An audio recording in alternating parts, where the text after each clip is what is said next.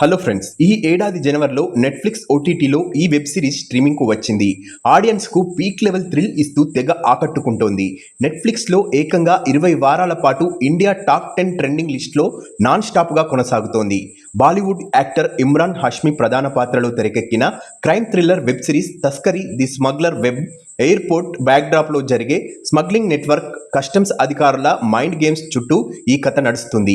అంటే ఎయిర్పోర్ట్లలో నిషేధిత వస్తువులను, బంగారాన్ని కేటుగాళ్లు ఎలా స్మగ్లింగ్ చేస్తారో ఈ సిరీస్లో కళ్లకు కట్టినట్టు చూపించారు. ఈ వెబ్ సిరీస్లో మొత్తం 7 ఎపిసోడ్స్ ఉన్నాయి. గతంలో A Wednesday, special ops, MS Dhoni లాంటి రియల్ స్టోరీలకు దర్శకత్వం వహించిన నీరజ్ పాండే ఈ సిరీస్కు దర్శకత్వం వహించారు. ఈ ఏడాది జనవరిలో నెట్ఫ్లిక్స్లో తస్కరీ ది స్మగ్లర్ వెబ్ సిరీస్ స్ట్రీమింగ్కు వచ్చింది. అప్పటి నుండి ఆడియన్స్కు మంచి థ్రిల్ ఇస్తూ నెట్ఫ్లిక్స్ ఓటీటీలో రికార్డులు కొల్లగొడుతోంది. ఏకంగా 20 వారాలుగా ఇండియా టాప్ 10 ట్రెండింగ్ లిస్టులో నాన్ స్టాపుగా కొనసాగుతోంది. ఒక వెబ్ సిరీస్ ఈ రేంజ్లో దాదాపు 5 నెలల పాటు టాప్ చార్ట్స్లో ట్రెండింగ్ అవ్వడం ఓటీటీ హిస్టరీలోనే ఒక అరుదైన మైల్ స్టోన్ అని చెప్పవచ్చు. ప్రస్తుతం IMDbలో ఈ సిరీస్కు 7.1 రేటింగ్ ఉంది.